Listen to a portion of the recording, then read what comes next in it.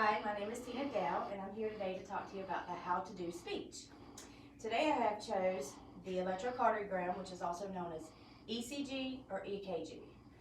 We do this test usually when a patient will come in with shortness of breath, chest pains, or any tightness of the chest area. It's a 12 lead, what they call a 12 lead, even though there's 10 leads, and it can show abnormalities of your heart, the electrical activity from top to bottom of your heart. It can show thickness in your muscle, but most importantly, it can show if you're having a heart attack, or what they call a STEMI. It can show other abnormalities, like if you have a blockage, and we can get you straight into the cath lab or where you need to be. And because I'm at home and unfortunately couldn't bring a dummy, I'm going to use my son as an example. Now for men, come on up here. I don't have a hospital bed, so we're going to use this little table. And I'm going to have him lay back on his back in a supine position.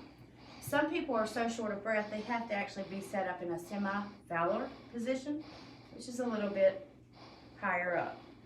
If you have a man with a furry chest, we will have to shave it. A lot of females, we use a lot of lotions on our body. We'll have to use alcohol pads because we have these little leads, and unfortunately I didn't bring them today, that we'll have to stick on to the patient's body to hook the leads up to run the EKG.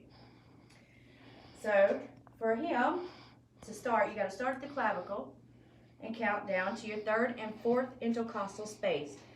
And because this is for school, I didn't want to take his shirt off, so it's going to be right here on the chest bone by your sternum.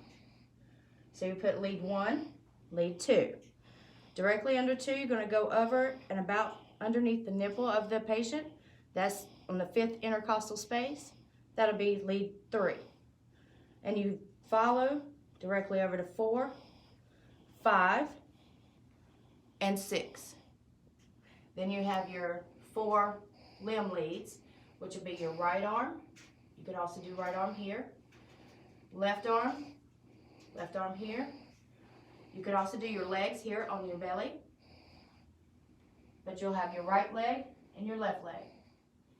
And you'll have the patient rest his arms down, take a deep breath, and try to relax as much as possible.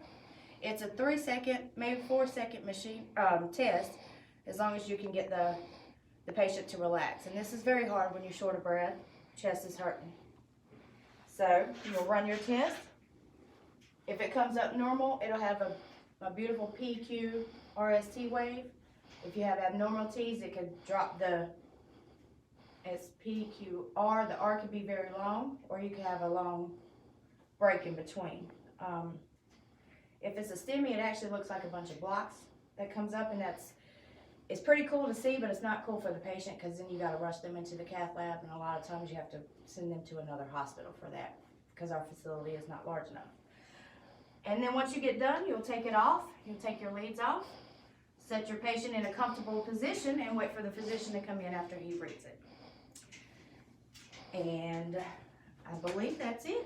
So I will attach a video if you'd like to watch it on the EKG lead placement. And thank you all. Have a good day.